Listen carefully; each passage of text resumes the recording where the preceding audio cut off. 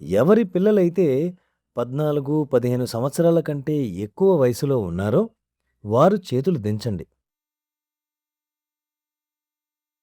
और जब बच्चे आपसे शर्त करते हैं तो आपको कैसा लगता है? ఓహ్!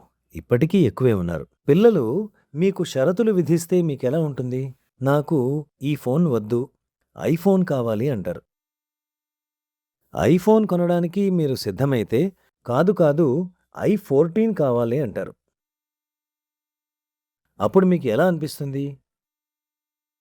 అమ్మ ఆహారం తయారు చేస్తుంది. ఇది ఎందుకు వండలేదు అని ప్రశ్నిస్తారు. వాళ్ళతో కొంచెం ఈ గిన్నెలు కడుగమ్మా అని అనండి.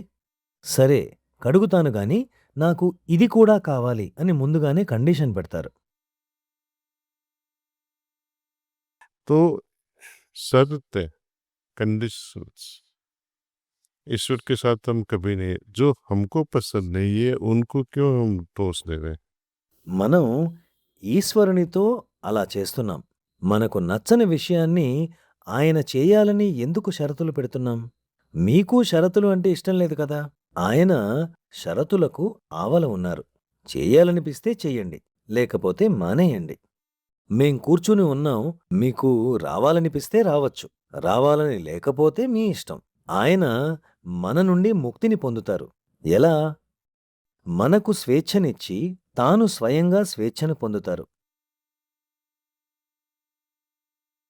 మనం కూడా ఆయనకు స్వేచ్ఛను ఇవ్వాలి. మా జీవితంలో మీరు ఏం చేసినా నాకు సమ్మతమే అని అనాలి.